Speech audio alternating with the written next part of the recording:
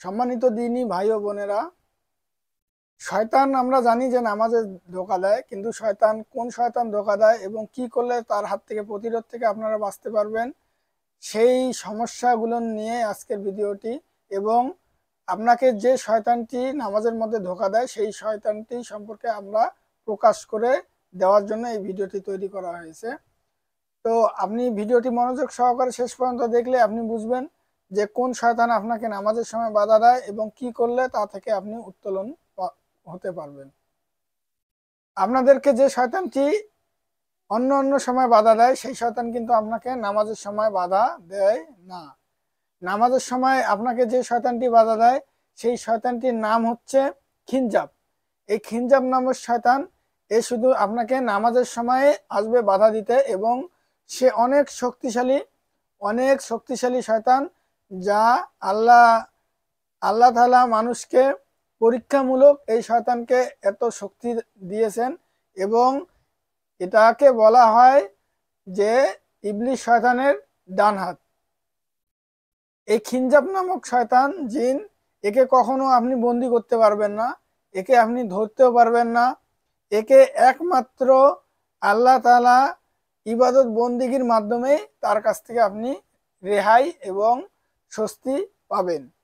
যেমন আপনার নামাজের সময় হাই ওঠা, নামাজের সময় দেখবেন যে অনেক সময় আপনি নামাজ পড়তে পড়তে হাই চলে আসে, আপনার নিঃশ্বাস মনে করেন যে একটা হাই নিঃশ্বাসে চলে আসে, এটা সেই সময় বুঝবেন যে আপনার সামনে খিনজাব নামের শয়তান অগ্রসর হয়েছে এবং আপনাকে নামাজে বাধা বিঘ্ন সৃষ্টি করতেছে।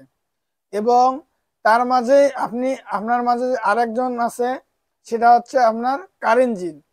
এই কারেন্ট জিন আলাদা এবং খিনজাব আলাদা, এই দুটোরই শক্তি অনেক প্রচুর। আপনার কারেন্ট জিন সচরাচর আপনার খুব কমই বাধা দেয়, কিন্তু এই খিনজাব নামক শয়তান আপনাকে নামাজের সময় আপনাকে ডিস্টার্ব দিবেই। তার কাজে হচ্ছে আপনার নামাজে অমনোযোগী করানো।